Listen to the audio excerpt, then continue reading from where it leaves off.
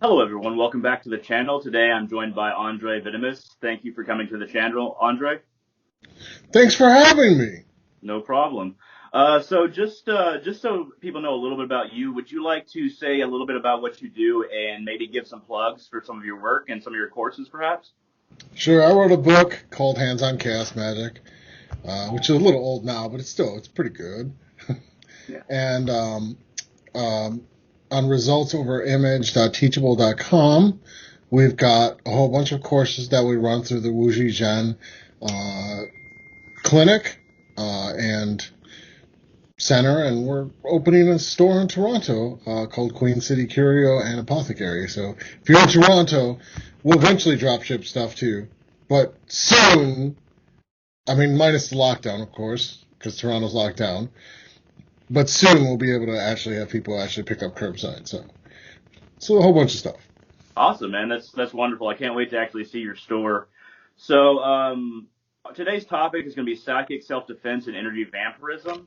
So I guess we should start off with shields. So I'll say a little bit about how I put up my shield. So if I feel like I'm under attack, or perhaps I'll just have my shield up, I will both use visualization and I will use breathing to charge my shield. I will picture it in my mind. I don't really like to do anything physically. I'll picture it in my mind, and with breathing, I'll brighten it and I'll just kind of keep it up in the back of my head. So how, when we're talking about putting up shields, of course, you eventually get that sense for actually feeding that energy into the shield and actually solidifying it. So as far as psychic shields go or any psychic self-defense, would you like to go into what you do or what you would recommend? Well, the first thing I think is, since I come from a big Qigong background, I'll use feeling more than visualization, right? So it gets it in the body. So you're connecting your body to your shields, which a lot of people, they visualize stuff, but it's like glass, right? You learn to get past the visualization a little bit further on, but when you visualize it, it's like, okay, if you're actually under attack, it doesn't have the kind of strength. So I usually concentrate on my lower dantian and expand and clear my whole body first and then expand out. So they have this foundation from your center point out. And most psychic shielding, it depends on the culture you're in as the distance, but it's usually the same distance that people feel safe to be within you. Like, so natural distance for the U.S. and Canada is arm's length. That's would be at arm's length. That's conversation. That's formal conversation. Anything else would be more intimate, that they're in your space. So it's a natural cultural, about 3 feet on each side of you. And I try to always, like I said, build from the center out, so that way there's more a foundation type of thing. Once you get that down, there's all kinds of interesting things you can do, from like filtering energy systems and creating auric servitor type things, or embedding other things in your aura and even other spirits to kind of make it so it's the sky's the limit from where we're talking about, from the initial pushing outward. So when you say start within the center, so you don't start at the bottom of your chakra, you start at your solar plexus, or when you're expanding out, where do you start? And like basically, why do you start where you start, basically as well? So I use the lower dantian, which is in Chinese martial arts and qigong, and why I start there is because that's the actual center, the physical center of your body. So if you do any martial arts, that's actually the center of your body where you balance and everything. So I'm starting there because that's the center point of the body. And really, ideally, humans are like a tree, right? They root and they go up to heaven at the same time. So starting at the center lets you kind of expand in both directions to even further balance you out. As opposed to starting from below, which pulls the energy up and then over, which you can do that in a pinch, but this actually gives you the added bonus of stabilizes you both, your connection to spirit and to the earth, which makes it you be more kind of consistent with where you should be, as a spiritual being, as a magician, as a witch, whatever you call yourself. It's okay. That makes sense. So when you're under attack, so do you feel when you're under attack? Is there a certain feeling that you get when something's coming at your energy bubble or shield, however you want to describe it? Is there a feeling that you feel within that like, okay, there's something wrong here. Somebody is trying to attack me. It's different for each person. But And it also depends on the attack, the skill, the attacker. So first, we have to kind of talk about psychic attacks. So 99.9999% of attacks are going to be unskilled. Somebody's angry with you and they're focusing on you and they're just like, right, and it just has enough emotive energy to be there. That's not really skilled. That's an unskilled thing. When people are sick and they kind of like the sickness spreads to you, or you go in a graveyard and pick up something. It's not really an intentional thing.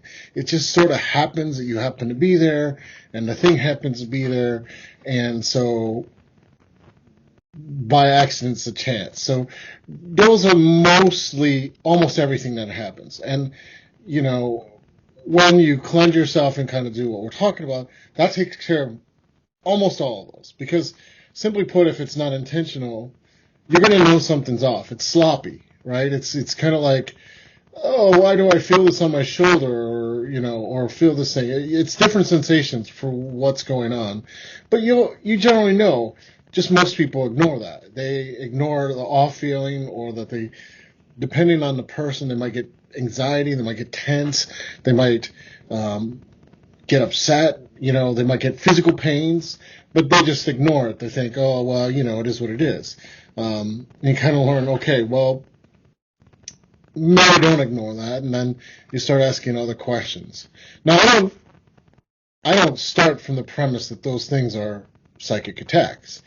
I start from the premise like, I'm off for some reason, and maybe I'm irritated or something, and then I proceed to cleanse myself, banish or center, and clean up my energy system, and then basically, if I'm still like something's still off, then I will turn to divination, double check to see, well, what's actually going on? Like, what is happening now? Not necessarily assume that because I have a headache, it's a psychic attack, right? No. You just start from the premise of, well, okay, let me try to meditate that away or energy cleanse that away, and then we go and see, well, what else is going on? Usually a psychic attack has other symptoms too. Like, go ahead. Oh, okay, yeah, like real psychic attacks, you'll have disrupted sleep, odd dreams, not necessarily always bad dreams either, but just odd dreams, like some sort of feeling of foreignness in your body. These are all normal sensations that people describe, and that those are all vague, but I'm sure everyone has had those where they're not normal dreams, that kind of thing. Like, you might have spirits come to you in dreams, but this is not normal. It doesn't really fit. So before we go too far, I think that we were talking about this previously. Most people psychic attack somebody by accident. Do you feel like there's an innate human ability to direct, like you conjure up this energy of hatred, of sadness, or whatever you're directed at somebody? Is that innate in human biology and human spirituality, and basically most people just do it by accident? Is that something that just naturally happens? Is that something that your spirit naturally does, your energy naturally does, and then produces that effect in others? I don't think everyone can do it. But given the conditions, I think everyone can do it. But generally speaking, the conditions are usually not right. But I do think most people could do it.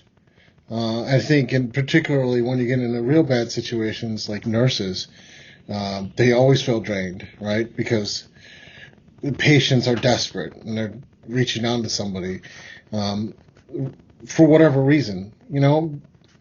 Okay, you're having a conversation with a person, you get really angry and they get more totally energized through the conversation. Well, that's what a psychic attack actually looks like. So a lot of people are good at pushing people's buttons and have that kind of impact, and it doesn't look like Hollywood psychic attack. Just like other cases, like you might just, like I used the graveyard example, but it could be anything. Like you just go someplace and feel off and sick. You just happen to be at the wrong place. So do I think everyone could do that? Yeah, given the things, but they have to have focus.